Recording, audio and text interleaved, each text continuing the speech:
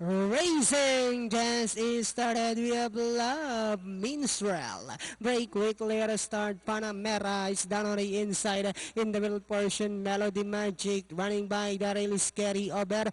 Viva Bola comes next, then followed over by Black Label. While Pretty Bull is the early trailer, and as they swing down the back, we have Love Minstrel by about 2 lengths.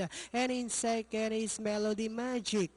Carry over is down on the inside third. Viva Bola moving up now to take fourth. Panamera. Then comes Pretty Bull. While entry number 6 Black Label now racing in less.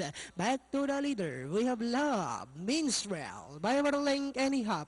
And in second is Carry Over. Melody Magic is on the outside third. Trying to get closer now in fourth is Viva Bola. Panamera comes next. Pretty Bull while Black Label is still racing in less. And they are now entering the home stretch.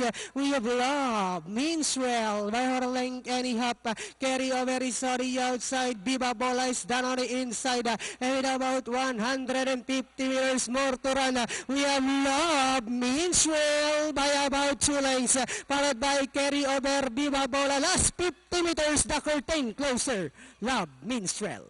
Then comes Carry Over. Viva Bola, Pretty Bull close with Panamera.